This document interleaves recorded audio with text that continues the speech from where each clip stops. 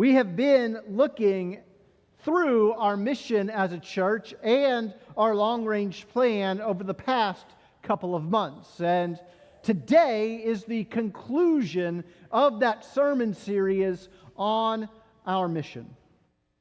What we've been trying to do is explain the how of our mission statement. Our mission statement as a church is to help people become more like Jesus every day. And we have talked about 4 components of that mission that we are focusing on so that people can become more like Jesus every day. It's this mission, along with our 6 core values that we've talked about over the past several years, that is why we'll be following through with the steps and recommendations of this long-range plan. Simply put, we want to help people become more like Jesus every day through spiritual growth, biblical knowledge, practical care, and Christ-centered relationships. Your long-range team, which met throughout 2025, believes that the most effective way to do this is through the recommendations of the long-range plan. Back in January, we presented this plan to the deacons and the church council. A couple of weeks later, we presented it to the entire church body at the January business meeting. In February, we voted on this plan, and it was unanimously approved. And so we want to follow through with what is happening in this plan. So this sermon series over the past couple of months has tried to set the foundation for why the church will be making the changes you see in the long-range plan over the next 5 years. We want to be a place where people experience spiritual growth, gain biblical knowledge, participate in practical care, and have Christ-centered relationships. We want to be a place where people love the Lord our God with all of our heart and with all of our mind, with all of our soul, and with all of our strength. We want to be a place where people become more like Jesus every day. So as we take 1 week to discuss the last component, that being Christ-centered relationships, I cannot think of a better story to share than Jesus with the Samaritan woman. We're going to be in John chapter 4 this morning, and we're going to be looking at verses 1 through 39. We'll be bouncing around. We won't read all of those verses, but we will see the story of Jesus encountering the Samaritan woman at the well.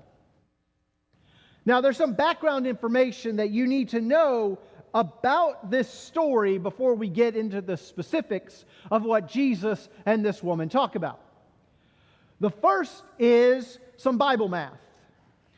That when a man or his representative goes to a well and then meets a woman there, what the Bible tells us is those two are supposed to get married, okay?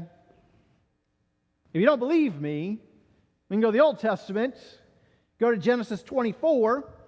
A representative of Isaac travels, finds his way to a well, meets Rebekah, and brings Rebekah home in order to marry Isaac.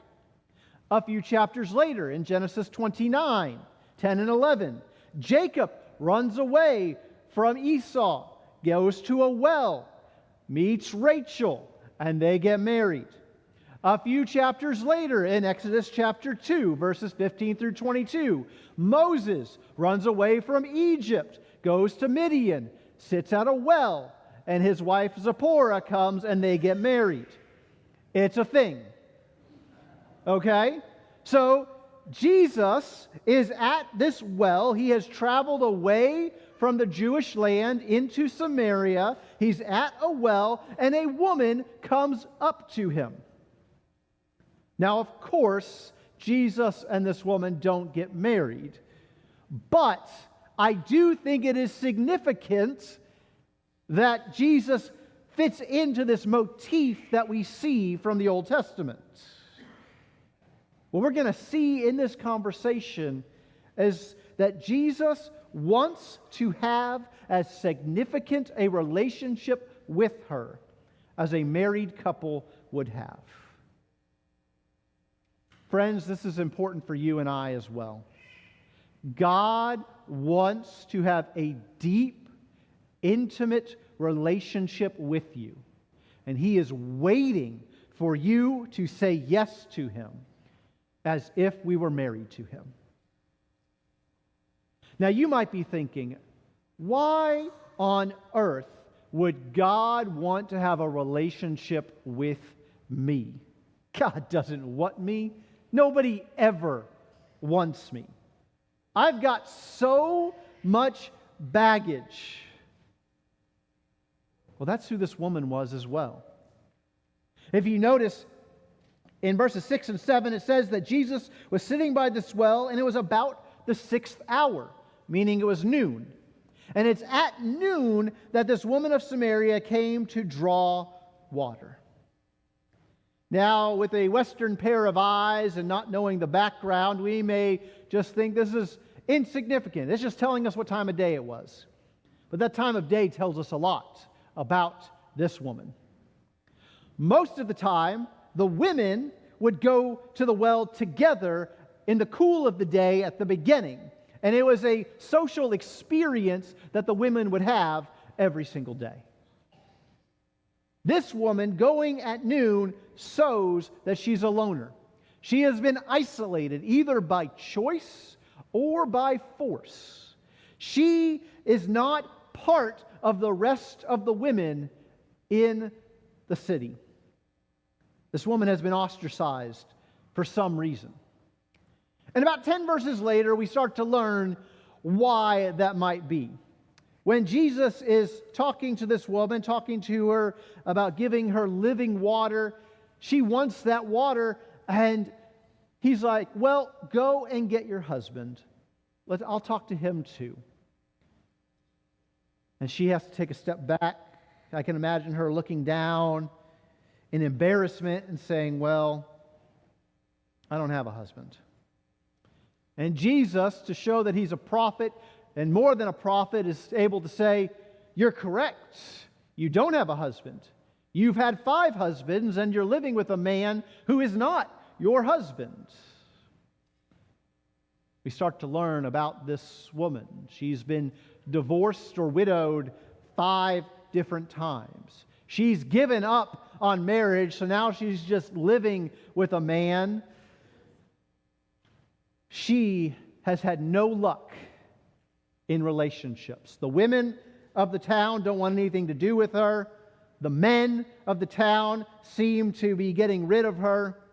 Because to be clear, women did not have the power to divorce their husbands in the first century. Now, they could petition for a divorce, but they could not make that final decision. So her situation requires us to understand that she has been treated poorly, and at the same time, she has made mistakes contributing to her position in life. So now she's going to a well at noon, either because the other women don't want to be around her, or because she doesn't want to be around them. And Jesus is sitting at that well and sees her coming. And unbelievably, Jesus chooses to have a conversation with her. This conversation lasts from verses 7 through 26. Now, Jesus having a conversation with this woman tells us a lot about Jesus. Before I get to what that says about Jesus, I just want you to notice in John 4:27 the amazement that the disciples have at this experience.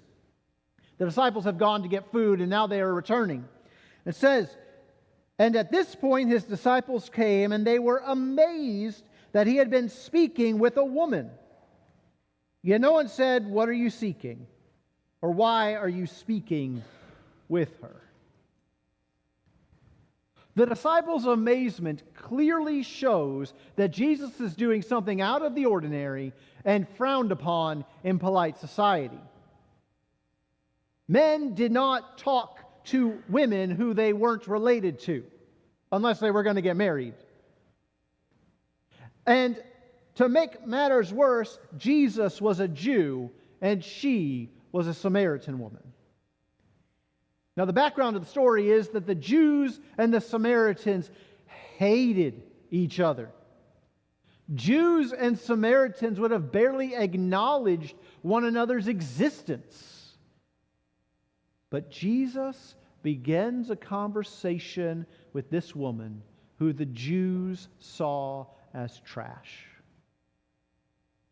Jesus is willing and desiring to have conversations and relationships with all people, no matter what society thinks of those people, and no matter what people think of Him.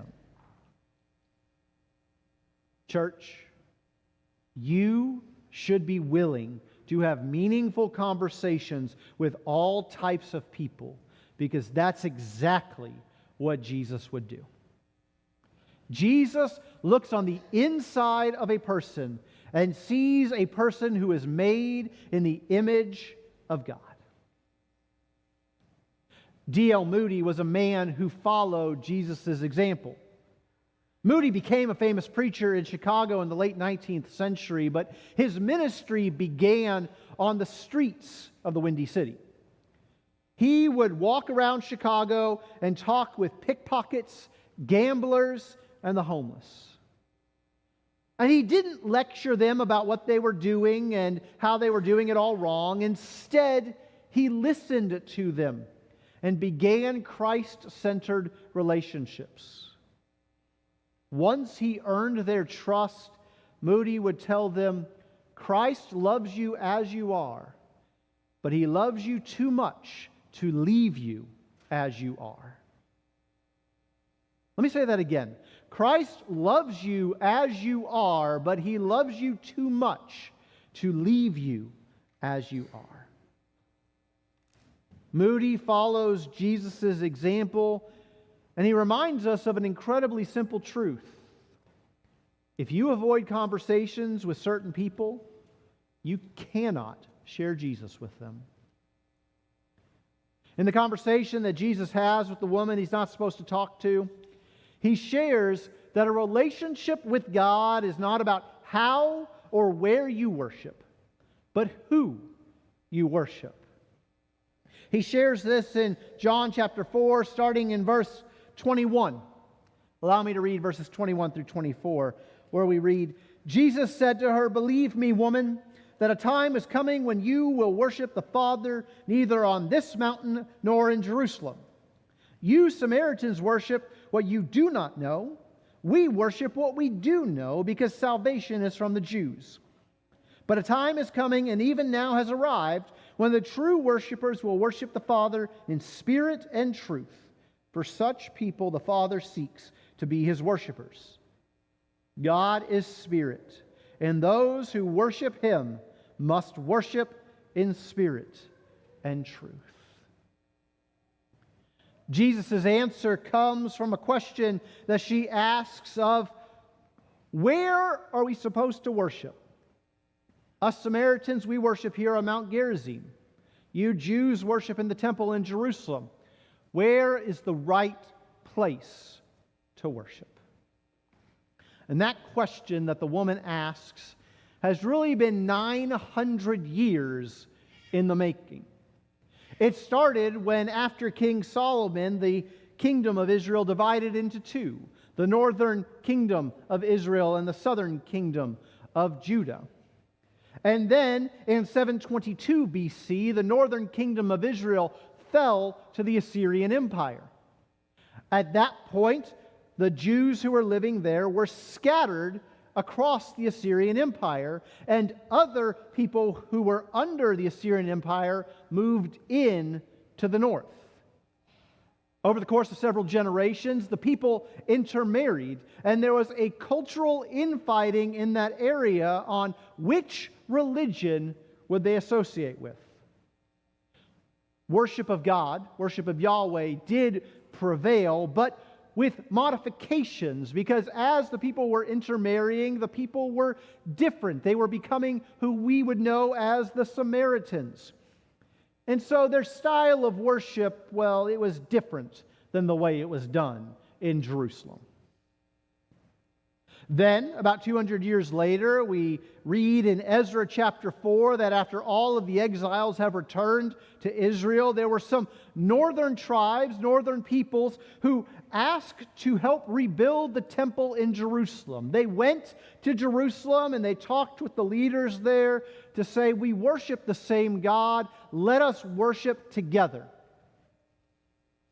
And the leaders in Jerusalem refused to get help from the northerners.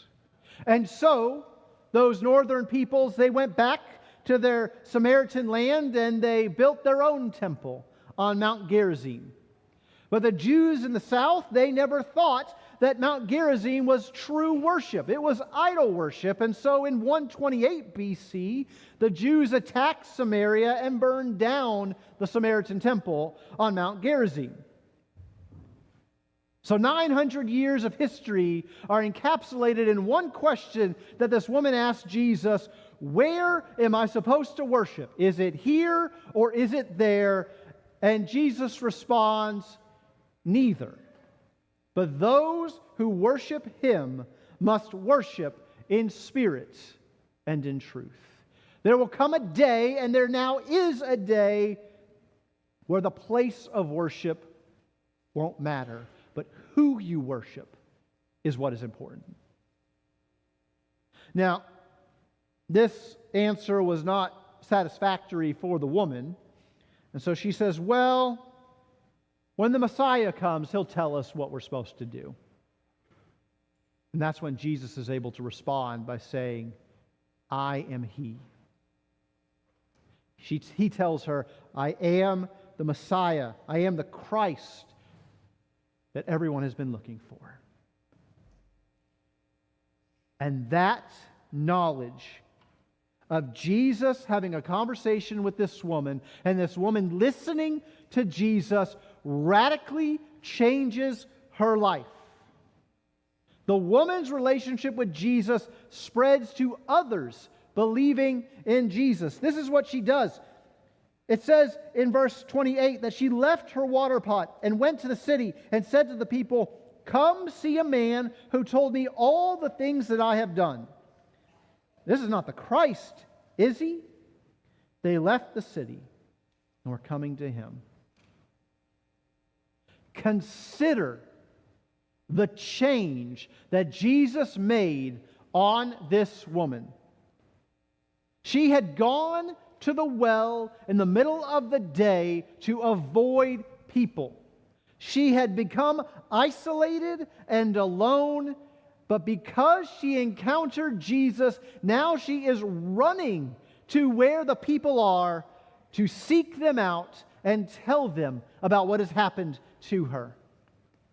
That action is exactly how the gospel spreads and Christ-centered relationships develop. You go and tell others what Jesus has done for you, and then they are able to tell others what Jesus has done for them, and so on and so on. That has been how the gospel has spread for 2,000 years, and now it is our turn to be able to continue that process. About 300 years ago, in 1700, religion in America was in a malaise. It was stagnant. Church membership had not kept up with the population growth that the 13 colonies were experiencing. In addition, there were Enlightenment ideas that were permeating and leading to a growth in atheism and deism and Unitarianism. But then great preachers of the 1700s like Jonathan Edwards and George Whitefield began to preach a message of personal faith in God and proclamation of the gospel to everyone, no matter their race, gender, or income. And because of that emphasis at the turn of the 18th century, by 1740, it is estimated that 75 to 80% of people in America went to church. Let's fast forward to today. Today in Gonzales County, we estimate that only about 15% of the population goes to church on Sunday. But you and I, well, we can make a difference. Consider this. There are 20,000 people in Gonzales County. And given our church's roots in this county, I'm willing to guess that there is only 2 or 3 degrees of separation between the people in this room and everyone in this county and our surrounding area. I mean, when I look out there, I think there's a few of you that know everybody in this county to begin with.